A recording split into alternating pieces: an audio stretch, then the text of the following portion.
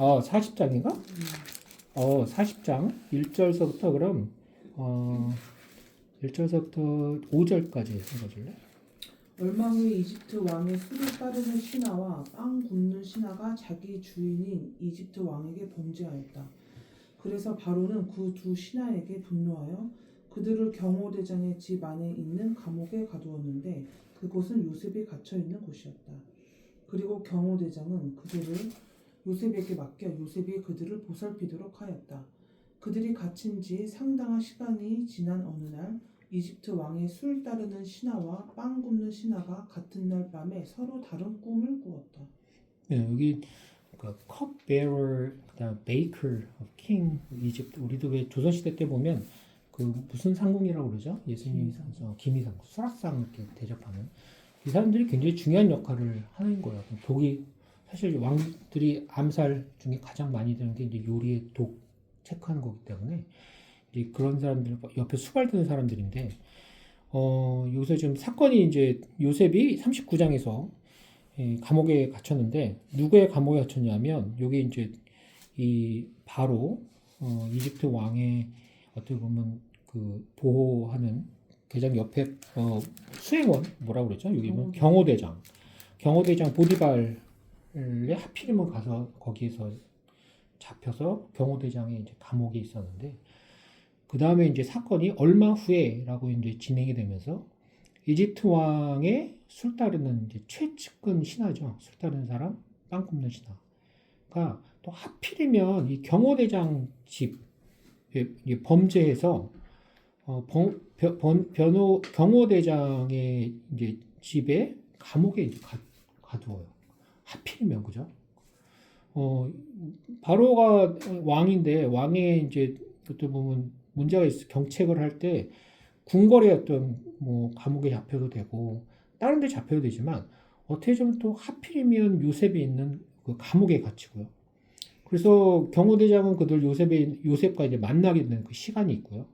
근데 상당 기간이 감옥에 있어요. 그래서 이제 이야기가 이루어지는데 이제 꿈에 대한 이야기가 나와요. 그래서 이제 요셉 그러면 우리가 이제 꿈 해몽가 이 요셉의 이야기에 이제 창세기에서 요셉 굉장히 많은 부분을 차지하지만 요셉은 꿈을 해몽하는 걸로 어떻게 보면 팔자가 확 피는 그런 거죠. 그래서 꿈 해몽가로 이제 그 이야기가 이제 시작이 돼요. 서로 다른 꿈을 꾸었고 그 다음에 그 꿈 때문에 수심이 담겨 있어서 요셉이 이제 물어보는 상황이에요. 그러니까 굉장히 우리나라 말로 하필이면 우연히라는 게 작용이 돼요. 그죠? 그 요셉이 만나는 경호대장, 그러니까 하필이면 경호대장 만나고 경호대장이 감옥에 하필이면 이 두 바로 왕의 바로 측근이 잡혀서 하필이면 그 사람들과 이제 접점이 이루어지는 과정이에요. 그다음에 그 다음부터 11절까지 서정원에게 읽어주시겠어요? 다음날 아침 요셉이 들어가 보니 그들이 수심에 잠겨 있었다. 그래서 요셉이 그들에게 물었다. 오늘은 어째서 그처럼 수심에 잠겨 있습니까? 우리가 꿈을 꾸었으나 해몽해 줄 사람이 없구나. 해몽은 하나님이 하시지 않습니까? 당신들의 꿈을 나에게 말씀해 주십시오. 그러자 왕의 수를 따르던 신하가 이렇게 말하였다. 내가 꿈에 보니 내 앞에 포도나무가 있는데 그 나무에 세 가지가 있고 그것이 싹이 나자마자 꽃이 피고 포도송이가 달려 곧 익었다. 그리고 나는 이때 왕의 술잔을 들고 있었다. 그래서 내가 그 포도를 따서 포도즙을 만들어 왕의 술잔에 붓고 그것을 왕에게 갖다 드렸다. 굉장히 자세하게 꿈을 꾼 걸 기억을 하고 있어요. 저는 이 꿈을 꾼 것 중에 자세히 기억하는 꿈이 이렇게 많지는 않은데 이 이제 술 따는 사람은 굉장히 디테일한 꿈의 내용이 있고 이것도 걱정하고 있는 내용이고 여기에 대해서 이제 드디어 꿈 해몽가, 꿈 해석가 요셉이 이제 나타나는 모습이요. 거기에 대해서 12절부터 15절까지 이한영 어머니가 좀 읽어주시겠어요? 네. 그때 요셉은 그 꿈을 이렇게 해석하였다. 세 개의 그 포도나무 가지는 3일을 뜻합니다. 지금부터 3일 안에 왕이 당신을 석방하여 당신의 전직을 회복시켜 주실 것입니다. 당신은 전에 하던 것처럼 왕에게 다시 수를 따르게 될 것입니다. 당신의 모든 일이 잘 되거든 나를 기억하셔서 나에게 은혜를 베풀어 내 사정을 왕에게 말씀드리고 나를 이 감옥에서 나가도록 해주십시오. 나는 히브리 땅에서 강제로 끌려왔으며 여기서도 감옥에 갇힐 만한 일은 하지 않았습니다. 그래서 거기 꿈을 기가 막히게 또 해석해주고 거기에 대해서 대가로 은혜를 이제 베풀어서 나를 감옥에서 끄집어 내주세요. 라고 이제 하는 어떤 그 대화가 이루어지는 이 만남과 만남에서 대화가 이루어지는 과정의 이제 핵심은 꿈이었어요. 그죠? 그리고 여기에 이제 컵다르는 이 시중뿐만 아니라 빵 굽던 신하도 또 꿈이 또 꿨어요. 이 사람은 꿈 안 꿨으면 좋았을 텐데 꿈을 꿔가지고 16절서부터 그 다음 23절 마지막까지 자기가 좀 읽어줄래? 빵 굽던 신하가 요셉이 그 꿈을 좋게 해석하는 것을 보고 그에게 말하였다. 나도 꿈을 꾸었는데 빵을 담은 광주리 3개가 내 머리 위에 있고 제일 위 광주리에는 왕을 위해 만든 여러 가지 구운 음식이 있었으나 새들이 그것을 먹고 있었다. 그러자 요셉이 그 꿈을 이렇게 해석하였다. 그 새 광주리는 3일을 뜻합니다. 지금부터 3일 안에 왕이 당신을 감옥에서 끌어내어 당신을 나무에 매달 것입니다. 그리고 새들이 당신의 시체를 뜯어먹을 것입니다. 그로부터 3일째가 되던 날은 바로의 생일이었다. 그래서 그는 모든 신하들을 위해 잔치를 베풀고 술을 따르던 신하와 빵 굽던 신하를 감옥에서 풀어내어 신하들 앞에 세웠다. 그러고서 왕은 술 따르던 신하의 전직을 회복시켜 다시 술을 따르게 하고 빵 굽던 신하는 나무에 매달아 처형시켰다. 이와 같이 모든 일이 요셉의 말대로 되었으나 술 따르는 신하는 요셉을 까마득하게 잊어버리고 기억하지 않았다. 끔찍한 일이 똑같은 어떤 비슷한 꿈을 꿨는데 두 사람의 꿈의 해석을 요셉이 한 꿈의 해석 그대로 이제 일어나는 일이에요. 그러니까 끔찍한 완전히 반대로 일어나는데요. 요셉의 이 꿈, 고대 요셉이라는 사람이 꿈 해석가, 해몽가로 창세기에서 이 성경을 보고 가장 오류를 범하는 그 패스지 중에 하나예요. 요셉이 이제 이거 말고 또 바로의 꿈도 해몽하거든요. 그 구절이 챕터가 또 나와요. 꿈 해석가로 해몽가로 유명해요.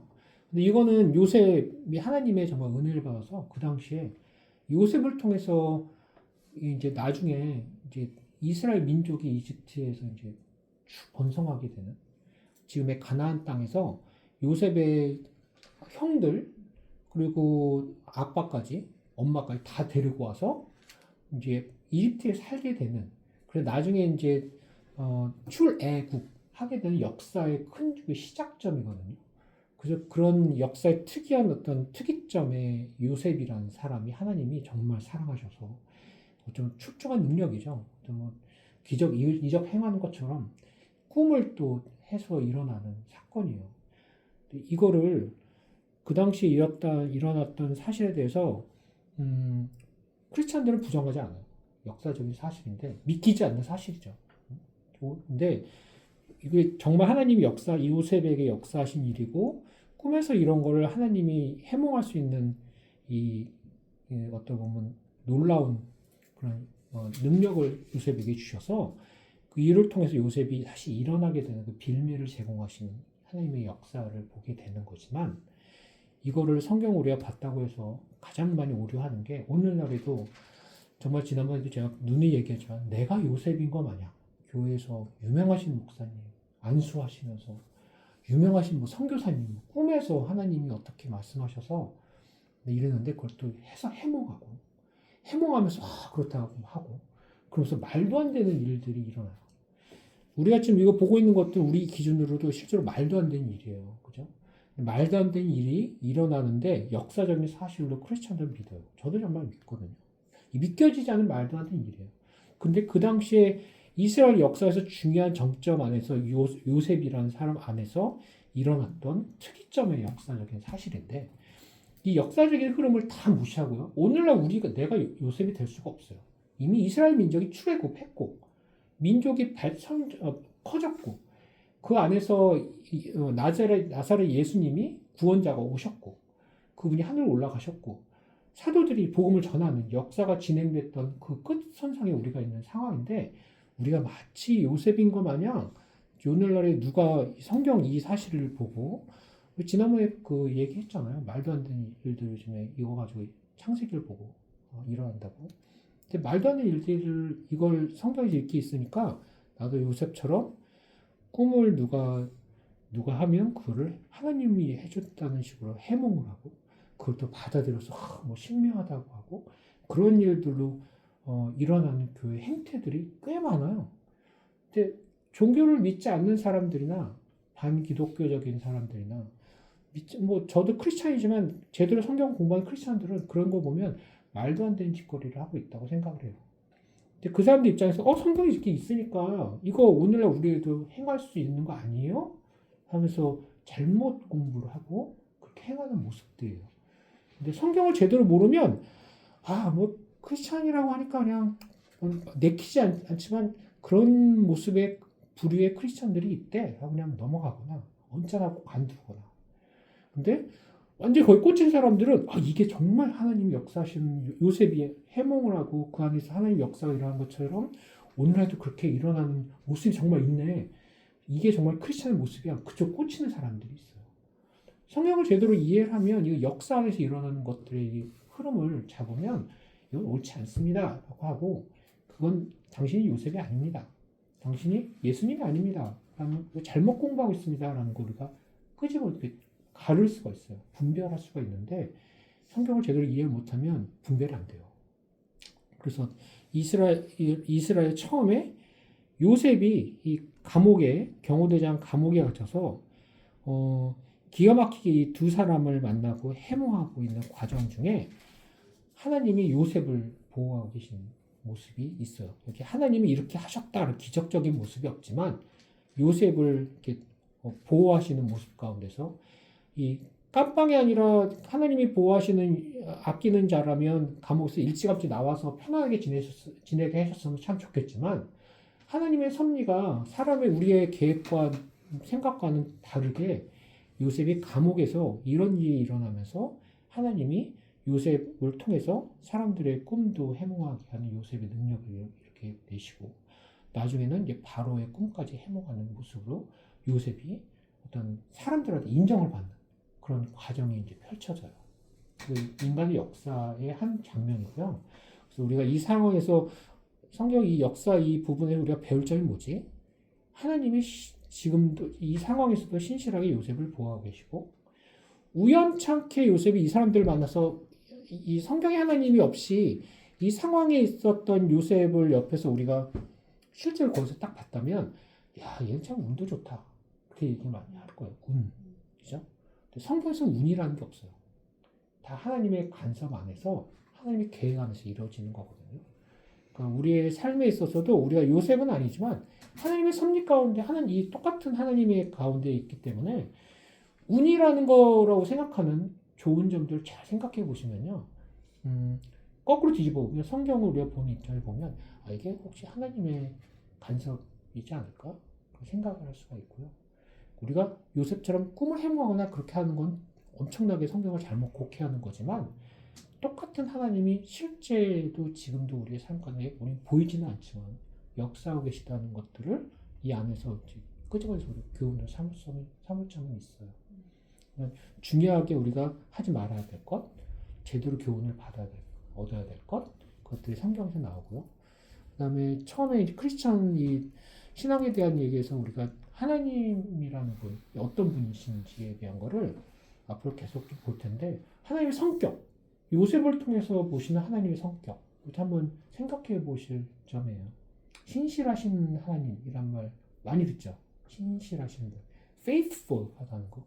하나님의 계획과 시간 안에서 요셉을 물론 쓰시지만, 그 안에 쓰시지만, 요셉이 얼마나 잘났고 이래서 요셉을 쓰신 게 아니라 하나님이 정말 전적인 사랑으로 꾸준하게 요셉을 이제 지키고 계시는 모습들이 시간에서 이렇게 좀 목격이 돼요. 그래서 앞으로도 그게 계속 일어나고요. 그래서 그 관점에서 성경을 보면 이해하기 좀 쉬울 거라 생각이 돼요. 오늘은 여기까지. 질문 있습니까?